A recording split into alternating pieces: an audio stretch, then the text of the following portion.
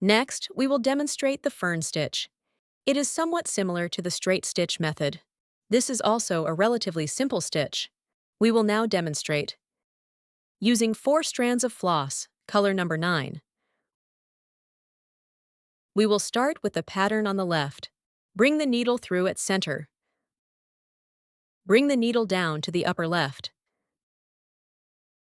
Then return to the center point. Bring the needle through at center. Stitch 1 stitch forward. Bring the needle through at center. Stitch 1 stitch to the right. Let's demonstrate it one more time. Bring the needle through from the bottom center. First stitch to the left. Bring the needle down to center. Stitch forward at center. Stitch 1 more to the right. Remember not to pull too tight while stitching. We will follow the previous steps. Complete the remaining pattern with it.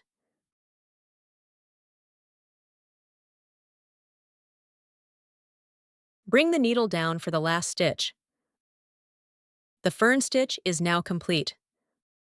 Let's take a look at the finished embroidery. Next, let's look at the following pattern. If you look closely, you can find it actually connects the fern stitch above. Let's demonstrate it. Using 4 strands of floss, color number 8. Let's take a look at the pattern direction. It starts from the right side, so we will embroider from right to left. Bring the needle through at center. First stitch upward. Then bring the needle down to center. Stitch 1 in the middle. Then return to center. Stitch 1 below it. We follow the same steps.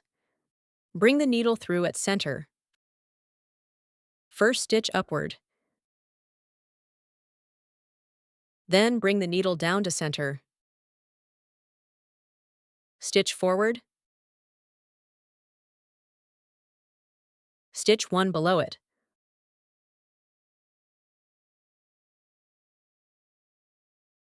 Follow this top, middle, and bottom pattern.